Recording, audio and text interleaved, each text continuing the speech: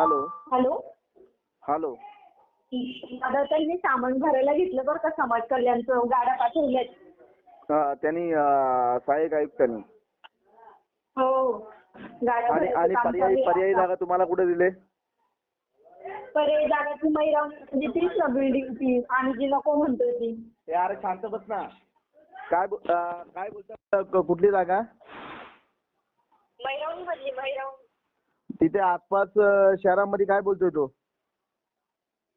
शहरामध्ये तो बोलतो कुठेच अवेलेबल नाही. त्यांचं म्हणणं आहे त्र्यंबकेश्वर मध्ये जागाच अवेलेबल नाहीये. मग तुमच्याकडे असेल तर तुम्ही पर्यायी जागा सांगा ना त्याला. आता मला त्र्यंबकेश्वर जास्त माहित नाही ना.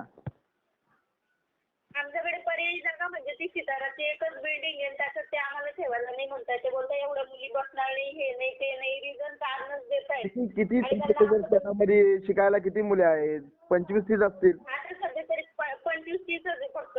आपल्या डायरेक्ट स्थानिक मुली 25-30 आहे आणि 13 मुली संदीप फाउंडेशनच्या आहेत. त्या 13 मुली मी म्हणते त्यांना की इकडे घेऊन या, हा. तरी ते ऐकायलाच तयार नाही. आता दुपारी पण बघितलं ना कसं पळ काढली, फोन कट करून टाकला त्यांनी. तिच्या आईची गाणी थांबा जरा. थांबा तुम्ही लाईन वरतीच थांबा आता. त्याचा नंबर थांबा आपण. त्याचा नंबर काय होता? एक मिनिट दादा, मी लगेच तुम्हाला सांगते. नाही थांबा ना. 8844 ना. थांबा हो. काय?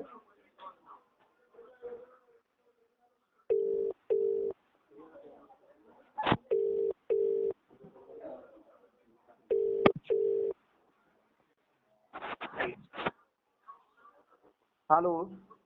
हॅलो. तुम्ही मुलींचं सामान खाली करायला सुरुवात केलीत ना? मुलींचं सामान खाली करायला सुरुवात केली का? हा. ती विद्यार्थी मला नाही माहिती, वॉर्डनला विचारावं लागेल. गांगुर्डे. हॅलो. वॉर्डनला विचारावं लागेल ना. एक मिनिट, मी वॉर्डनला पण लगेच लाईन वर घेते. कधी तुमचं सामान खाली करायला सुरुवात केली? झालं सर, एक 15-20 मिनिटं, अर्धा तास होत आलाय. त्यांनी 6 वाजता त्यांनी बरोबर गाड्या पाठवल्यात आणि सामान भरायला पण सुरुवात केली. मुली आहेत. आपण काय शब्द दिला होता? त्र्यंबकेश्वर शहरामध्येच व्यवस्था करतो म्हणून आपण बोलला होतात ना. अहो असं कधी बोललो मी तुम्हाला?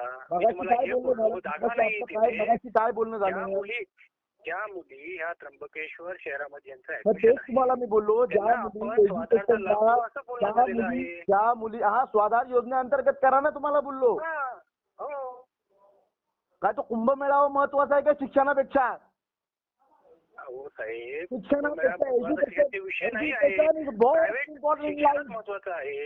कुंभमेळा होता नागड्या उघड्यांचा गांजाड्यांचा मेळावा महत्वाचा आहे. नाशिक जिल्ह्याची प्रशासन व्यवस्था गांडू झाले मला वाटतंय. तुमच्याशी मगाशी बोललो मी तुम्हाला काय बोललो? पहिली स्वाधार योजनेअंतर्गत त्या मुलींची राहायची व्यवस्था करा आणि त्यानंतर तुम्ही त्यांना तिथून खाली करा. तुम्हाला काय वाटतं? तुम्ही वरच्यावर घेता का विषय?